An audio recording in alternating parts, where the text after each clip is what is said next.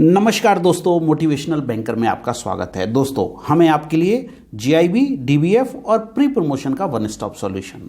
दोस्तों, ये वीडियो हम खास तौर पे उन प्रमोशन एस्पिरेंट्स के लिए बना रहे हैं जो आने वाले टाइम में जनवरी, फरवरी या मार्च में जो अपने बैंक के प्रमोशन एग्जाम में अपीयर होने वाले हैं। दोस्तों, ये जो क्वेश्चंस हमने इस वीडियो में लिए हैं, ये हाल ही में 3 जनवरी को एक बड़े बैंक का एग्जाम हुआ है जिसमें पूछे गए क्वेश्चंस हैं, रिकलेक्टेड क्वेश्चंस हैं, काफ़ी सारे नए क्वेश्चंस हैं जो पहली बार पूछे गए हैं। तो हम चाहते हैं कि ये क्वेश्चंस अगर आपके एग्जाम में रिपीट होते हैं या उससे मिलते जुलते क्वेश्चन आते हैं तो आपका किसी भी हालत में गलत नहीं होना चाहिए। इसी उद्देश्य से हम ये वीडियो बना रहे हैं। देखिए, कुछ एब्रीवेशंस पूछे गए थे एग्जाम में जिन्हें आप समझ लेंगे तो आपके लिए अगला एग्जाम देना आसान हो जाएगा। जैसे देखिए, इसमें फुल फॉर्म पूछा था MACAD।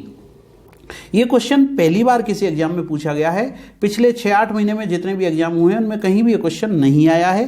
पहली बार ये क्वेश्चन पूछा गया है। MACAD की फुल फॉर्म है motor accident claim annuity deposit. Motor accident claim annuity, जैसा आप पिक्चर में देख रहे हैं, motor accident claim annuity deposit क्या होता है? ये सेविंग और टर्म डिपॉजिट की फॉर्म में ओपन किया जाता है। जब कोर्ट किसी का रोड एक्सीडेंट हो गया और उसमें कोर्ट ऑर्डर देती है एक पर्टिकुलर अमाउंट के लिए, तो उसका डिपॉजिट किया जाता है। सेविंग भी खोला जाता है, फिक्स डिपॉजिट भी खोला जाता है, माइनर्स का भी अकाउंट खोला जाता है और इसकी प्रोसीड्स जो मिलती है वो EMI की फॉर्म में, इसके पासबुक इशू की जाती है और EMI की फॉर्म में जो बेनिफिशियरी है उसको दी जाती है। तो MACAD, इसको आप ठीक से देख लें, बिल्कुल नई टर्म है, पहली बार क्वेश्चन पूछा गया है। अगर आपके एग्जाम में रिपीट होता है तो आप बिल्कुल निश्चित रूप से ठीक करके आने चाहिए। Motor accident claim annuity deposit. Okay friends, now come to next question. देखिए, दूसरा क्वेश्चन क्या पूछा गया है। दूसरा क्वेश्चन आपसे पूछा गया था कि what is the full form of LCR। इसमें हम मैक्सिमम एब्रीवेशंस ले रहे हैं क्योंकि अभी जो ट्रेंड चल रहा है एग्जाम का, उसमें अगर आपके 100 या 120 क्वेश्चन आते हैं तो आप मान के चलिए 10 से 15 क्वेश्चन आपके एब्रीवेशन से आएंगे। एब्रीवेशंस में कुछ क्वेश्चंस डिजिटल से रिलेटेड आते हैं जो इजी होते हैं। भीम की फुल फॉर्म, NPCI की फुल फॉर्म, इस तरह के क्वेश्चंस आते हैं। VPA की फुल फॉर्म जो हम पिछले वीडियो में भी कवर कर चुके हैं।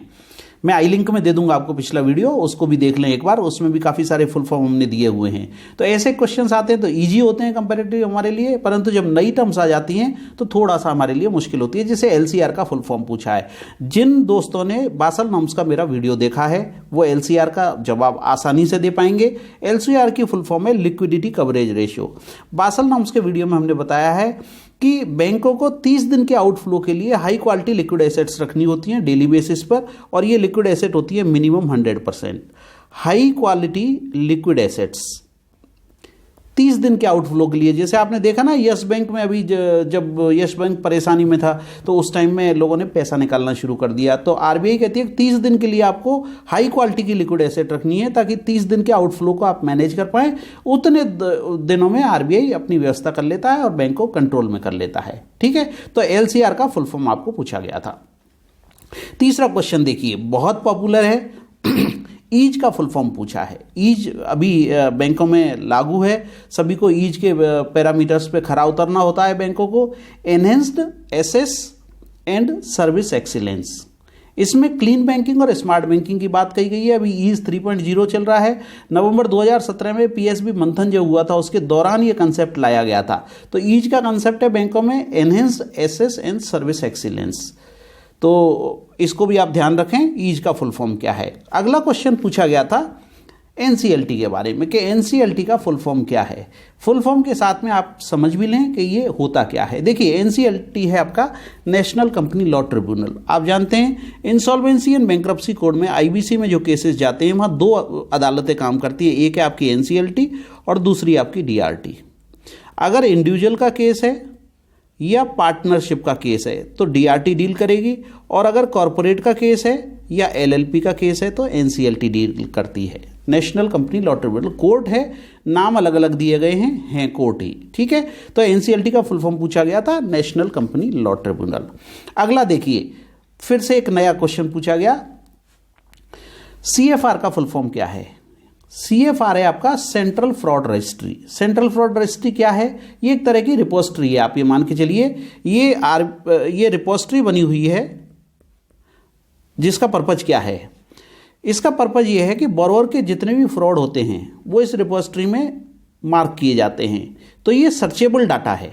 जब बैंकों को लोन सैंक्शन करने होते हैं तो ड्यू डिलीजेंस के लिए सेंट्रल फ्रॉड रजिस्ट्री से चेक कर सकते हैं कि ये जो बोरोवर जिसको हम लोन देने वाले हैं किसी तरह के फ्रॉड में इन्वॉल्व तो नहीं है। तो ये CFR का फुल फॉर्म भी इस एग्जाम में 3 जनवरी के एग्जाम में पूछा गया था, central fraud registry. Okay, now come to next question. देखिए नेक्स्ट क्वेश्चन ये भी इंटरेस्टिंग क्वेश्चन है जो पहली बार एग्जाम में पूछा गया है। हमारी नॉलेज के हिसाब से पहली बार पिछले 6-8 महीने में जितने भी एग्जाम हुए हैं इस तरह के एब्रीवेशंस नहीं पूछे गए हैं। मुझे पूरी उम्मीद है इसमें से 1, 2, 3 एब्रीवेशन आपके आने वाले एग्जाम में रिपीट होंगे, इसलिए वीडियो को ठीक से देख लें, ठीक से समझ लें, आपका कोई भी क्वेश्चन गलत नहीं होना चाहिए। Full form of CNP, CNP in post पैरेलेंस।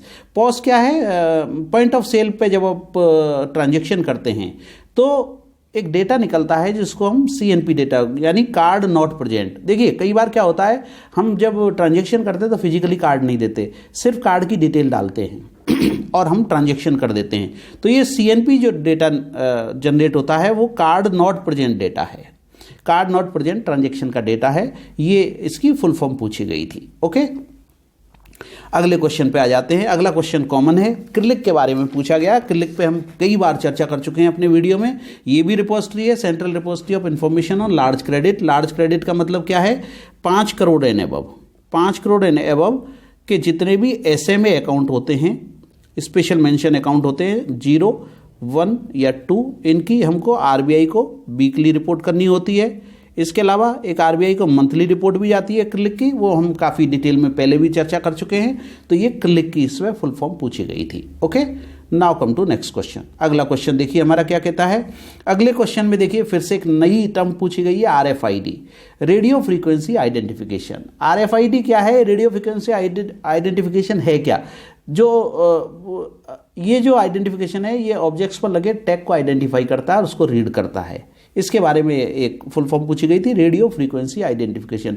किसी भी ऑब्जेक्ट पर कोई टैग लगा हुआ उसको आइडेंटिफाई करना, रीड करना, इसके थ्रू होता है रेडियो फ्रीक्वेंसी आइडेंटिफिकेशन के through. Okay, now come to next abbreviation. अगला एब्रीवेशन पूछा गया था NCMC, national common mobility card. One nation one card योजना शुरू की थी नवंबर 2019 में लॉन्च की थी गवर्नमेंट ऑफ इंडिया ने। Ministry of housing and urban affairs का इनिशिएटिव है ये। बेसिकली NPCI ऑपरेट करता है कार्ड्स को, वैसे भी हिंदुस्तान में सारे कार्ड्स को NPCI ऑपरेट करता है।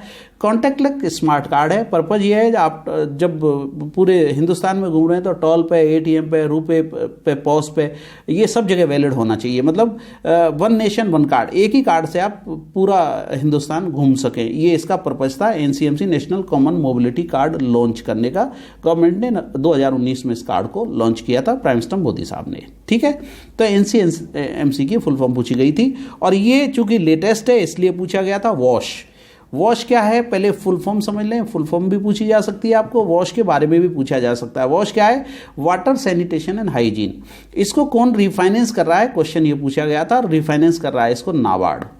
ठीक है ना। ये स्कीम क्या है? देखिए बेसिकली ये स्कीम क्या है, गवर्नमेंट ऑफ इंडिया जो वाटर सैनिटेशन और हाइजीन के जो प्रोग्राम कर रही है वर्ष 2021 में, करंट ईयर में जो प्रोग्राम कर रही है उसके लिए इसने नाबार्ड ने करीब 800 करोड़ का रिफाइनेंस के लिए एक स्कीम बनाई है जिसको नाम दिया गया है वॉश। WA से वाटर, S से सैनिटेशन और H से हाइजीन।